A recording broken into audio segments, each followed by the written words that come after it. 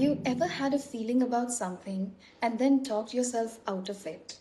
Maybe you met someone and something felt off, but then you convinced yourself that you were just overthinking. Maybe you knew a job wasn't right for you, but even then you took it anyway because it just looked good on paper. Or maybe you've spent hours just asking your friends, family, tarot readers, and even Google for answers when deep down you already knew what you wanted to do. If that sounds familiar, then today's card might be one of the most important cards that you will ever learn. Now, before we begin, please say hello in the comments and let me know where you're watching from. And if you're enjoying this tarot journey so far, then please don't forget to subscribe because we are learning tarot one card at a time. Also, if you'd like a chance to have one tarot question answered for free, then please subscribe to the channel and send me a message using the details and the number on the screen. Now let's meet the High Priestess. In the Fool's journey, our Fool has already met the Magician. The Magician taught him about action, confidence, skill, and using the tools available to him. The lesson was very simple: stop waiting and begin. But imagine if all we ever did was act. Imagine if every impulse became an action, every idea became a decision, and every opportunity was chased without reflection. Then we'd spend our lives running in circles, and that's why the next person that the Fool meets is not another action taker. It's a woman sitting completely still. The High Priestess does not chase. She doesn't persuade. She doesn't perform. She simply sits and waits for the Fool to notice what she's trying to teach him. When you look at the card, you'll see her seated between two pillars, one black and one white. Think of all the opposites in life: day and night, logic and intuition, certainty and mystery, the things we know and the things we don't. Most people spend their lives picking a side. The High Priestess sits peacefully between them. She understands that wisdom is not found in extremes but in balance. And behind her hangs a veil decorated with pomegranates, which separates the visible world from the hidden one. It's almost as if she's sitting at the entrance to a very secret room. The message is very clear. Not everything important can be seen immediately. Some truths reveal themselves very slowly, and some answers arrive only when we are ready to hear them. At her feet is the moon, which is a symbol that appears again and again throughout tarot whenever intuition, mystery, dreams, and the subconscious are involved. So, unlike the sun, which shines brightly and reveals everything, the moon lights only the parts of the path. You cannot see the entire journey. You only see the next few steps. And that is often how intuition works. Rarely does it tell us everything, it simply pushes us in the right direction. Then we have her number 2. So in numerology, every number carries a lesson. The Magician was card number 1, which is related to independence, individuality, and initiative.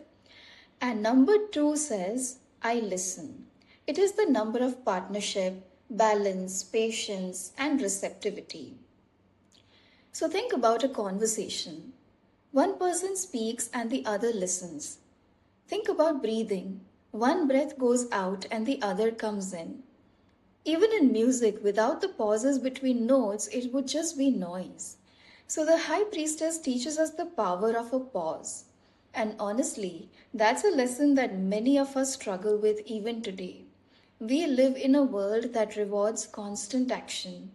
They say be productive, be busy, be visible, be available.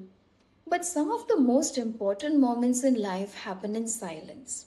The moment before you say yes. The moment before you walk away. The moment before you realize what your heart has been trying to tell you all along. So now, the High Priestess, when it shows up in readings, what does it mean? In love, it appears when there is more happening beneath the surface than what is being openly expressed. Perhaps somebody has feelings that they have not yet shared. Perhaps there are unspoken emotions, hidden fears, or truths which are waiting to come out. Sometimes the card is not talking about the other person at all. Sometimes it's asking you a question. What is your intuition telling you about this connection? In career, the High Priestess is rarely a card of rushing forward. Instead, she asks you to observe, gather information, and pay attention. It asks you to read the fine print and trust your instincts if something doesn't feel right. There may be some details which you have not yet discovered. So, and if somebody asks you how another person sees them and the High Priestess shows up, then they are often seen as thoughtful, wise, intuitive, mysterious, private, or even difficult to fully understand. You're not giving away your entire story, and that creates a certain kind of fascination. And as advice, this card says something which many people don't want to hear. So, she reminds us that not every question needs an immediate answer. Not every door needs to be opened today. And sometimes the wisest action is simply to sit and observe. So if she appears as a challenge, she may be pointing toward a tendency to ignore your own intuition.